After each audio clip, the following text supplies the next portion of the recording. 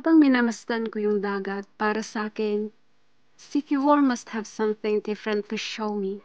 It's not scary, but it's so beautiful, so charming. Lots of adventure-filled experiences, and for sure, many more adventures that are waiting to be explored. I am very excited.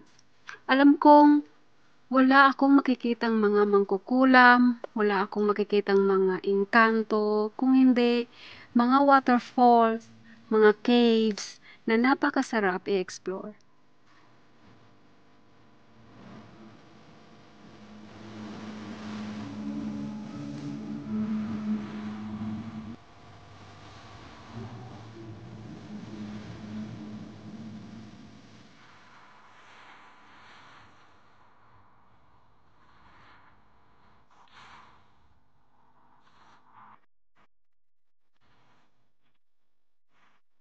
Sa sobrang ganda ng port na ito, di ko mapigilang pumikit na lang at magpasalamat kasi na-overcome ko yung takot ko na pumunta at makita kung gaano kaganda ang isla na ito.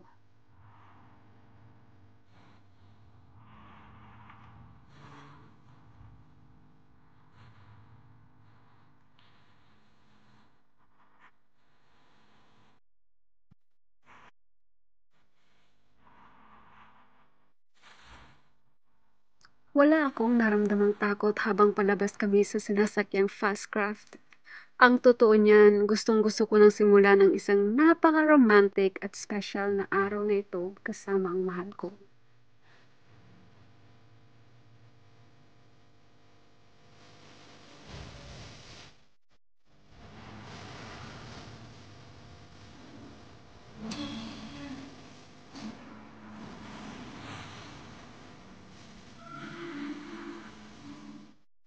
Matatakot ka pa ba kung ito mismo ang sasalubong sa iyo? O mapapawaw ka dahil bakit sobrang ganda naman ata ng simula sa unang araw ng bakasyon mo?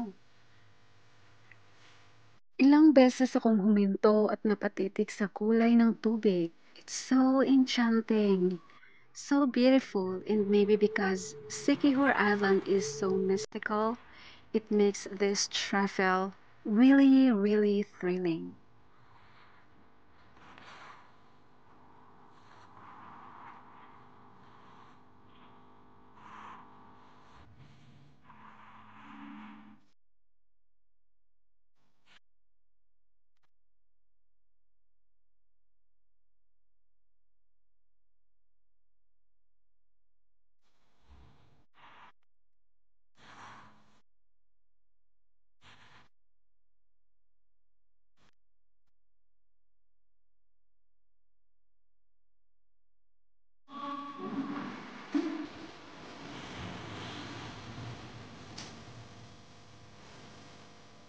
So there, join me in my next vlog and I'll show you what I mean when I say Sikihor Island is really mystical.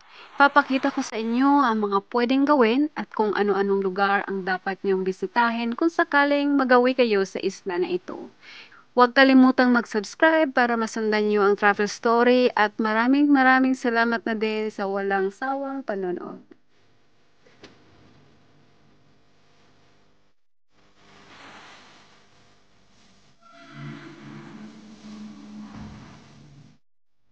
Again guys, see you on my next vlog. Thank you so much. Bye. Stay blessed.